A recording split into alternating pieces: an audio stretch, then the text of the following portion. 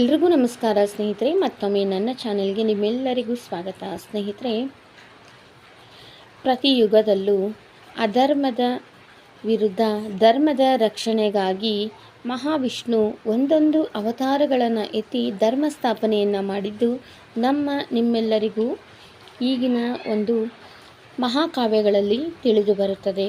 ಅದೇ ರೀತಿ ತ್ರೇತಾ ಯುಗದಲ್ಲಿ ಭೂಲೋಕದಲ್ಲಿ ಅಂದರೆ ಭೂಮಿಯ ಮೇಲೆ ಧರ್ಮದ ರಕ್ಷಣೆಗಾಗಿ ಚೈತ್ರ ಮಾಸದ ಶುಕ್ಲ ಪಕ್ಷದ ನವಮಿ ದಿನ ಶ್ರೀಮನ್ನಾರಾಯಣನ 7ನೇ ರೂಪವಾದ ಶ್ರೀರಾಮನು ಜನ್ಮವನ್ನು ತಾಳುತ್ತಾನೆ. ಶ್ರೀರಾಮನು ಜನ್ಮವನ್ನು ತಾಳಿದಂಥ ದಿನವನ್ನು ನಾವು ರಾಮನ ಜನನೋತ್ಸವ ಶ್ರೀರಾಮನವಮಿ ಅಂತ ಆಚರಣೆ ಮಾಡ್ತೀವಿ. ಪ್ರಕೃತಿಗೆ ಮೊದಲ ವಸಂತ ಋತು, ಮೊದಲ ಚೈತ್ರ ಮಾಸ, ಮೊದಲ ಶುಕ್ಲ ಪಕ್ಷ, ನವಮಿ ತಿಥಿ ಇರುವ ಮಧ್ಯಾಹ್ನ ಅಭಿಜಿನ್ ಮುಹೂರ್ತದಲ್ಲಿ, ಪುನರ್ವಸು ನಕ್ಷತ್ರದಲ್ಲಿ, ಕರ್ಕಾಟಕ ಲಗ್ನದಲ್ಲಿ, ಇನ್ನು ಮಧ್ಯಾಹ್ನದ ಸಮಯದಲ್ಲಿ ರಾಮನು ಭೂಮಿಯಲ್ಲಿ ಅವತರಿಸುತ್ತಾನೆ. ಅಯೋಧ್ಯ ಮಹಾರಾಜನಾದ ದಶರಥ ಮಹಾರಾಣಿ ಕೌಸಲ್ಯೆಯ ಸುಪುತ್ರನಾಗಿ ಶ್ರೀರಾಮನು ಅಯೋಧ್ಯ ಭೂಮಿಯಲ್ಲಿ ಜನ್ಮವನ್ನು ತಾಳುತ್ತಾನೆ.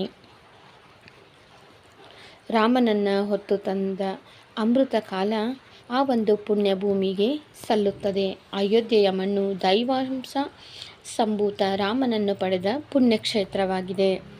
ಚೈತ್ರ ಮಾಸದ ಶುಕ್ಲ ಪಕ್ಷದ ನವಮಿ ತಿಥಿ, ಪುನರ್ವಸು ನಕ್ಷತ್ರ, ಅಭಿಜಿನ್ ಮುಹೂರ್ತ, ಕರ್ಕಲಗ್ನದಲ್ಲಿ ಶ್ರೀರಾಮನು 5 ಗ್ರಹಗಳು ಉಚ್ಚ ಸ್ಥಾನದಲ್ಲಿದ್ದಾಗ ಭೂಮಿಯ ಮೇಲೆ ವಿಷ್ಣುವಿನ 7ನೇ ಅವತಾರವಾಗಿ ಜನಿಸುತ್ತಾನೆ. ಇನ್ನು ಇವತ್ತಿನ ಈ ಒಂದು ವಿಡಿಯೋದಲ್ಲಿ ಈ ವರ್ಷ ಅಂದರೆ 2026 ಪರಭಾವ ನಾಮ ಸಂವತ್ಸರದಲ್ಲಿ ಶ್ರೀರಾಮನವಮಿಯನ್ನು ನಾವು ಯಾವ ದಿನ ಆಚರಣೆ ಮಾಡಬೇಕು, ಪೂಜೆಗೆ ಶುಭ ಸಮಯ ಯಾವುದು ಅನ್ನೋದನ್ನು ಮುಖ್ಯವಾಗಿ ತಿಳ್ಕೊಳ್ಳೋಣ. ಬನ್ನಿ ಸ್ನೇಹಿತರೆ, ಮೊದಲಿಗೆ ನಮಗೆ ನವಮಿ ತಿಥಿ ಯಾವಾಗ ಪ್ರಾರಂಭವಾಗಿ ಯಾವಾಗ ಮುಕ್ತಾಯವಾಗುತ್ತದೆ ಅನ್ನೋದನ್ನು ತಿಳ್ಕೊಳ್ಳೋಣ. ನವಮಿ ತಿಥಿ ಈ ವರ್ಷ 2026 ಮಾರ್ಚ್ 26ನೇ ತಾರೀಕು ಗುರುವಾರ ಮಧ್ಯಾಹ್ನ 2:50 ಪ್ರಾರಂಭವಾಗಿ ಮಾರ್ಚ್ 27ನೇ ತಾರೀಕು ಶುಕ್ರವಾರ ಮಧ್ಯಾಹ್ನ 12:35 ನವಮಿ ತಿಥಿ ಮುಕ್ತಾಯವಾಗುತ್ತದೆ. ಈ ನವಮಿ ತಿಥಿ ಇದ್ದಾಗ ಪುನರ್ವಸ ನಕ್ಷತ್ರವೂ ಸಹ ಇರಬೇಕು. ಅಂತಹ ಸಂದರ್ಭದಲ್ಲಿ ನಾವು ಶ್ರೀರಾಮನವಮಿಯನ್ನು ಆಚರಣೆ ಮಾಡ್ತೀವಿ ಸ್ನೇಹಿತರೆ.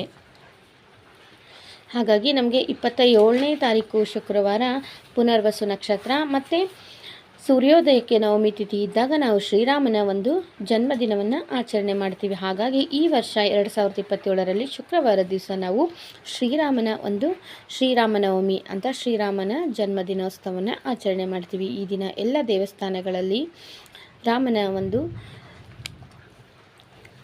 ಪೂಜೆ ಪುನಸ್ಕಾರಗಳು ಮತ್ತು ಶ್ರೀರಾಮನ ಕಲ್ಯಾಣೋತ್ಸವ, ಪಟ್ಟಾಭಿಷೇಕ, ಈ ರೀತಿಯಾಗಿ ರಾಮನ ತೊಟ್ಟಿಲೋತ್ಸವ, ಈ ರೀತಿಯಾಗಿ ರಾಮನ ಒಂದು ಹುಟ್ಟುಹಬ್ಬವನ್ನು ಅಂದರೆ ರಾಮನ ಜನ್ಮದಿನವನ್ನು ಆಚರಣೆ ಮಾಡ್ತೀವಿ ಸ್ನೇಹಿತರೆ. ಇನ್ನು ಪೂಜೆಗೆ ಶುಭ ಸಮಯ ಅಂತ ನೋಡೋದಾದರೆ ಶ್ರೀರಾಮನ ಜನನ ಆಗಿದ್ದು ಮಧ್ಯಾಹ್ನ ಅಭಿಜಿನ್ ಮುಹೂರ್ತದಲ್ಲಿ. ಹಾಗಾಗಿ